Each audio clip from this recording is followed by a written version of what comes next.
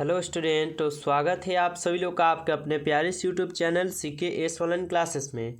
तो प्यारे बच्चों, आज की इस क्लास में हम लोग पढ़ने वाले हैं क्लास 12th जियोग्राफी यानी भूगोल के लघु एवं दीर्घ उत्तरीय प्रश्न उत्तर को, जो कि आपके 2025 के फाइनल बोर्ड परीक्षा के लिए काफ़ी ही महत्वपूर्ण प्रश्न रहेंगे।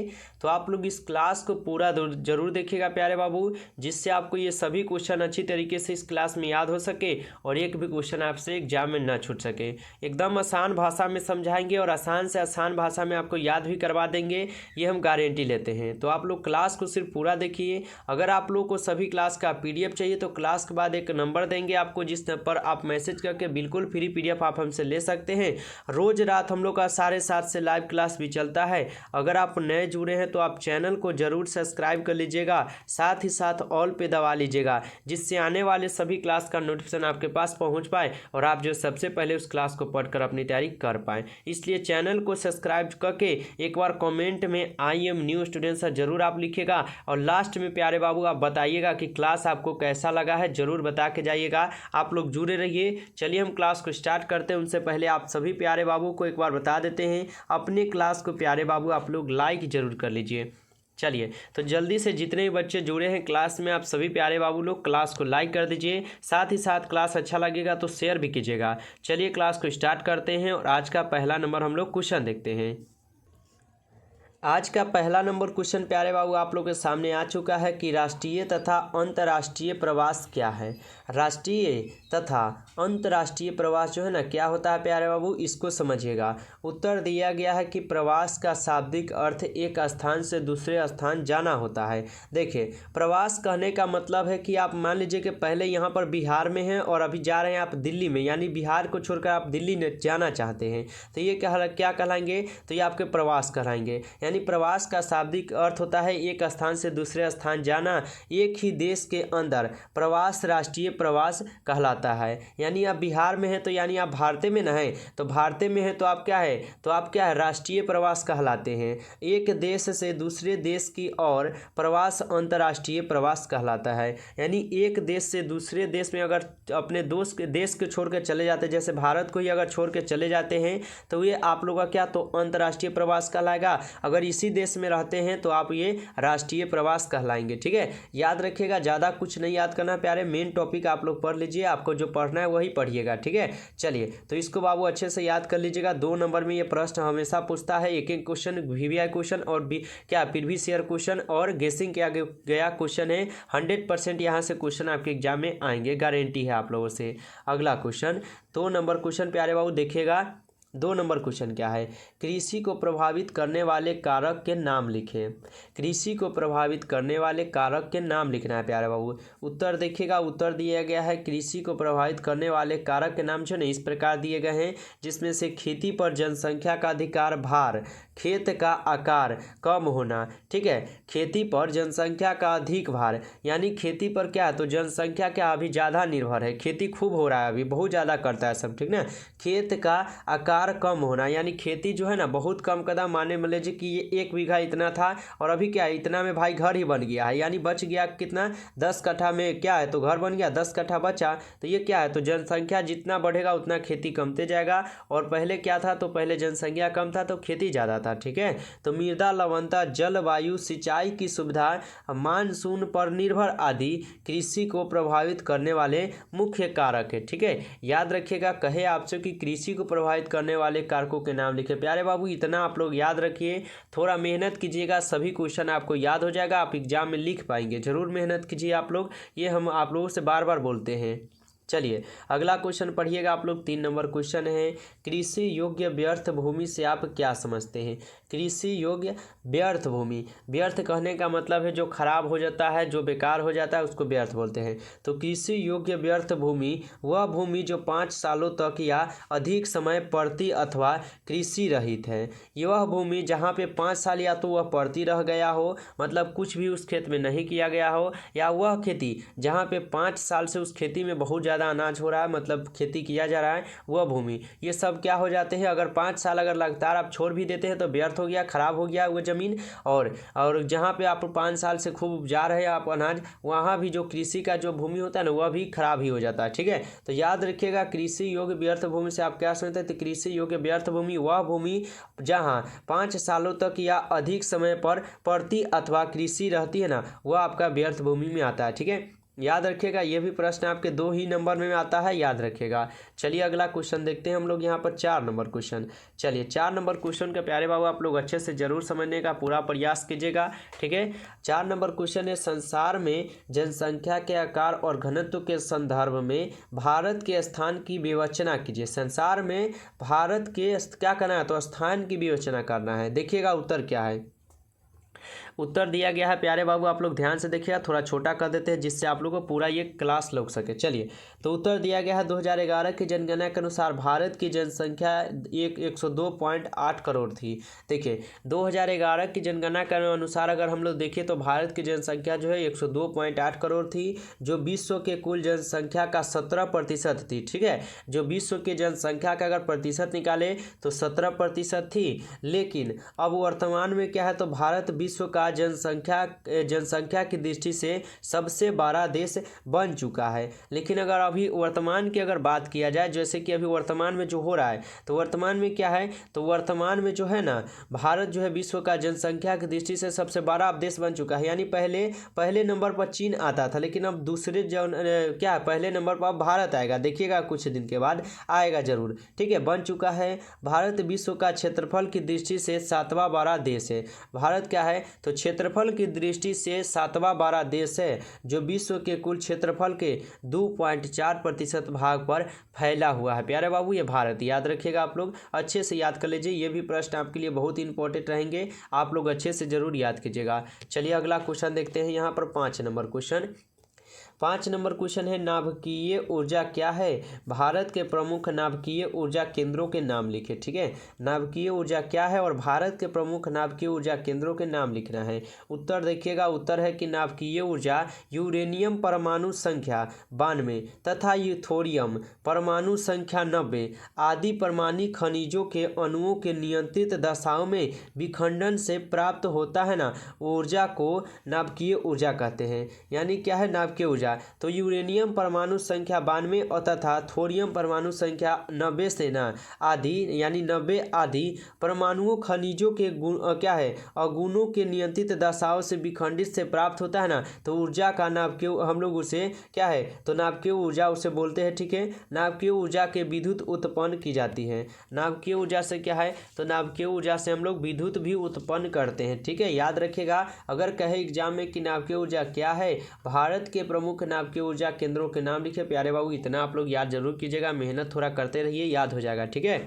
चलिए अगला क्वेश्चन देखिएगा आप लोग यहाँ पे 6 नंबर क्वेश्चन है, जनसंख्या संगठन क्या है। ये भी क्वेश्चन आपके लिए बहुत ही वीवीआई क्वेश्चन रहेंगे, आप लोग अच्छे से जरूर याद कीजिएगा। जनसंख्या संगठन क्या है, उत्तर देखिएगा, उत्तर है जनसंख्या संगठन। जनसंख्या संगठन जनसंख्या की क्या है, तो संरचना को दर्शाता है। जो जनसंख्या संगठन है यह आपकी जनसंख्या की संरचना को दर्शाता है, अर्थात किसी देश में जनसंख्या की आयु, वर्ग, लिंग, साक्षरता स्तर, अवस्थाओं, दशाओं, व्यवस्थाओं तथा आय के अंतर के आधार पर क्या है, तो यह निश्चित है जनसंख्या संगठन। ठीक है, इस प्रकार लिंग अनुपात, आयु संरचना, व्यवसाय या आर्थिक क्रिया क्या है, तो ग्रामीण नगरीय अनुपात है। ठीक है, नगरीकरण, शिक्षा स्तर, राष्ट्रीयता, जाति, भाषा, धर्म आदि जनसंख्या संगठन ही कहलाते हैं। जो आपके जाति होते हैं, भाषा होती है, सब आपके जनसंख्या संगठन ही कहलाते हैं। आप लोग अच्छे से भी इसको भी याद आप लोग जरूर कीजिएगा प्यारे बाबू। ठीक है, चलिए जितने भी बच्चे जो है क्लास को लाइक नहीं किए हैं, आप सभी प्यारे बाबू जल्दी से क्लास को लाइक कर लीजिएगा। चैनल पर पहली बार जुड़े हैं तो बाबू आप जरूर सब्सक्राइब करके ऑल पे दबाइएगा, जिससे आने वाले सभी क्लास का नोटिफिकेशन आपके पास पहुंचता रहे। चलिए अगला क्वेश्चन देखिएगा आप लोग यहाँ पर 7 नंबर क्वेश्चन। 7 नंबर क्वेश्चन प्यारे बाबू आप लोग के सामने है यहाँ पर कि प्रवास की धाराएं कितने प्रकार के होते हैं। प्रवास की धाराएं जो है ना कितने प्रकार के होते हैं? उत्तर देखिएगा, उत्तर है कि प्रवास की धाराएं जो ना है क्या है, मुख्यतः दो प्रकार के होते हैं। ठीक है, प्रवास की धाराएं जो मुख्यतः दो प्रकार के होते हैं, जिसमें से आप लोग का पहला की अगर बात करें तो आंतरिक प्रवास। ठीक है, तो देश के भीतर और क्या है अंतर्राष्ट्रीय प्रवास। देश यानी आपका प्रवास की धाराएं दो प्रकार के, एक अंतर्राष्ट्रीय प्रवास है और एक क्या है आंतरिक प्रवास है, एक अंतर्राष्ट्रीय प्रवास है। ठीक है ना, तो आंतरिक प्रवास देश के भीतर और अंतर्राष्ट्रीय प्रवास देश के बाहर तथा दूसरे देशों के अंदर। आंतरिक प्रवास के में 4 धाराओं की पहचान की गई है। ठीक है, आंतरिक प्रवास में ना कुल 4 क्या धाराओं की पहचान की गई है, जिसमें से पहला आता है ग्रामीण से ग्रामीण। ठीक है, और दूसरा होता है नगरीय से नगरीय, और तीसरा होता है ग्रामीण से नगरीय, तथा चौथा होता है नगरीय से ग्रामीण। ये क्या है, तो आपके आंतरिक और अंतर्राष्ट्रीय प्रवास के अंतर्गत ही आते हैं। आप लोग अच्छे से याद रखिएगा बाबू लोग, ये सभी क्वेश्चन आपके लिए बहुत ज़्यादा वीवीआई क्वेश्चन है, थोड़ा मेहनत करके याद कीजिएगा जरूर। ठीक है, चलिए तो आगे बढ़ते हैं और हम लोग अगला क्वेश्चन पढ़ते हैं। अगला क्वेश्चन है क्या प्यारे, अगला क्वेश्चन है कि जनसंख्या घनत्व क्या है। ठीक है, जनसंख्या घनत्व जो है ना प्यारे बाबू क्या है, तो उत्तर देखिएगा, उत्तर है जनसंख्या घनत्व। तो प्रति वर्ग किलो में क्या है किलोमीटर क्षेत्रफल निवास करने वाले कुल लोगों की संख्या जनसंख्या घनत्व कहलाता है। जनसंख्या घनत्व क्या है, तो जनसंख्या घनत्व प्रति वर्ग किलोमीटर क्षेत्र पर निवास करने वाले कुल लोगों की संख्या जनसंख्या घनत्व कहलाता है, या किसी विशेष क्षेत्र राज्य प्रदेश देश की जनसंख्या और उसके कुल क्षेत्रफल के अनुपात को जनसंख्यात्मक घनत्व बोलते हैं। ठीक है, जैसे कुल जनसंख्या बटे कुल क्षेत्रफल, ये क्या है, तो सब आपके जनसंख्या घनत्व ही कहलाते हैं। ठीक है प्यारे बाबू, इसको भी आप लोग अच्छे से जरूर याद कर लीजिएगा। ठीक है, चलिए आगे बढ़ते हैं। अगला क्वेश्चन देखिएगा प्यारे बाबू, आप लोग का यहाँ पर 9 नंबर क्वेश्चन रहेगा कि ऊर्जा के अपारंपरिक स्रोत के कौन कौन से हैं। ठीक है, ऊर्जा के अपारंपरिक स्रोत कौन से हैं? उत्तर है कि ऊर्जा के अपारंपरिक स्रोत क्या है, तो नाभिकीय ऊर्जा, ज्वारीय ऊर्जा, तरंग ऊर्जा, भूतापीय ऊर्जा, जैव ऊर्जा भारत में ऊर्जा के न प्रमुख और अपारंपरिक स्रोत है। ठीक है, ये सभी क्या है, तो ऊर्जा स्रोत नवीकरणीय के योग्य होने के साथ साथ क्या है पर्यावरण अनुकूल भी है ये सभी ऊर्जा स्रोत। ठीक है, इसके अंतर्गत सौर ऊर्जा भी मुख्य है। इसके अंतर्गत क्या है, तो सौर ऊर्जा भी बहुत ही मुख्य है। आप लोग अच्छे से याद रखिएगा, कहे आपको ऊर्जा के अपारंपरिक स्रोत कौन है, तो प्यारे बाबू इतना याद रखिएगा आप लोग। चलिए अगला क्वेश्चन देखते हैं, 10 नंबर क्वेश्चन। 10 नंबर क्वेश्चन है कि अपकर्ष तथा प्रतिकर्ष कारक क्या है। ठीक है, अपकर्ष तथा प्रतिकर्ष कारक जो है ना क्या होता है। उत्तर दिया गया है कि अपकर्ष कारक, पहले हम लोग अपकर्ष कारक पढ़ेंगे उसके बाद प्रतिकर्ष कारक। ठीक है, तो अपकर्ष कारक क्या है, तो अपकर्ष कारक है ये कारक अलग अलग जगहों से लोगों को आकर्षित करता है। कौन, तो अपकर्ष कारक, यानी जो अपकर्ष कारक नहीं, या अलग अलग जगहों के लोग जो है ना उनको आकर्षित कर लेता है ये अपकर्ष कारक। ठीक है, अर्थात अपकर्ष कारक आकर्षित करता है। ठीक है, अर्थात बोल सकते हैं कि ये जो अपकर्ष कारक ना ये अपनी ओर आकर्षित करता है, जैसे में अच्छी शिक्षा, उच्च वेतन, स्वास्थ्य सुविधा आदि। ये क्या है, अगर मान लीजिए कि आपके अगर भारत में अगर क्या है आपको अच्छी शिक्षा मिलेगा, अच्छा वेतन मिलेगा, अगर कमा रहे तो अच्छा पैसा मिलेगा, वेतन अच्छा मिलेगा, स्वास्थ्य की सुविधा आपको अच्छा मिलेगा, अच्छा आपको रहने सहने का मतलब सब कुछ व्यवस्था पूरा मिलेगा। तो आप क्या मान लीजिए कि अमेरिका भी है ना, कितना भी धनिक देश में रहे, अगर आपको यहाँ पर अच्छा मतलब व्यवस्था मिलेगा रहने के लिए और वेतन अच्छा रहेगा, सुविधा अच्छा रहेगा, तो आप कहीं से भी आकर अपने भारत में बस सकते हैं। ठीक है, प्रतिकर्ष वहीं पे कारक है कि प्रतिकर्ष कारक यह ऐसे कारक है ना जो लोगों को निवास स्थान अथवा क्या है मातृभूमि को क्या है छुड़वाव का कारण बनते हैं। ये प्रतिकर्ष कारक क्या है, तो प्रतिकर्ष कारक जो होता है ना यह छुड़वाने का कारण, यानी क्या है मान लीजिए कि आप अभी भारत में है, अगर अच्छा आपको सुविधा नहीं है तो भारत को कभी ना कभी छोड़ के आप दूसरा देश में जाइएगा ना, अगर आपको वहाँ पे अच्छा सुविधा मिलेगा तो आप वहाँ पे बस जाइएगा, भारत को छोड़ ही देंगे। ऐसा होता है, बहुत भी हुआ है, बहुत आदमी को हम देखते भी है। ठीक है, तो क्या है, तो प्रतिकर्ष कारक यह ऐसे कारक है ना जो लोगों के निवास स्थान अथवा मातृभूमि को छुड़वाने का कारण बनते हैं, जैसे बाढ़, सूखा, भूकंप, तूफान आदि। ये क्या है, तो भारत में बहुत ज़्यादा आते हैं, बाढ़ भी आते हैं, सूखा पड़ जाता है, भूकंप खूब आता है, तूफान आदि ये सब क्या है भारत में खूब आते हैं। तो इसके कारण क्या है, तो लोग जो है ना अपने देश को छोड़कर ही दूसरे देश में कभी कभी रहने लगते हैं। ठीक है, याद रखिएगा। आप लोग अच्छे से याद कीजिएगा। अब कर्ष कारक तथा प्रतिकर्ष कारक कितना अंतर याद रखिएगा, आप लोग लिख पाएंगे। अगला क्वेश्चन देखिएगा आप लोग, यहाँ पर 11 नंबर क्वेश्चन है, प्रवास के सामाजिक जननांकिकीय परिमाण का उल्लेख करें। ठीक है, क्या है, प्रवास के सामाजिक जननांकिकीय परिमाण का उल्लेख करना है। उत्तर देखिएगा, उत्तर आप लोग का क्या दिया गया है, उत्तर देखिएगा। ठीक है, उत्तर है कि सामाजिक परिणाम। ठीक है, तो प्रवास के समाज में अलग अलग संस्कृतियों के अंत मिश्रण होता है। ठीक है, प्रवासी समाज में परिवर्तन ला देता है। नया प्रौद्योगिकी, परिवार नियोजन, शिक्षा, विचार आदि विसरण शहर से ग्रामीण, गांव की ना और प्रवासी द्वार ही हो जाता है। ठीक है, दूसरा में है आप लोग का जननांकिकीय परिमाण। तो जननांकिकीय परिणाम, तो प्रवास के कारण देश के अंदर जनसंख्या का पुनः वितरण होता है ना, तो इससे नगरीय क्षेत्र की जनसंख्या बढ़ जाती है प्यारे बाबू। ठीक है, इसे रखिएगा आप लोग याद अच्छे से। प्रवास के सामाजिक जननांकिकीय परिमाण का उल्लेख करें, आप लोग अच्छे से याद कर लीजिएगा। चलिए अगला क्वेश्चन देखते हैं। यहाँ पर 12 नंबर क्वेश्चन है आपके सामने।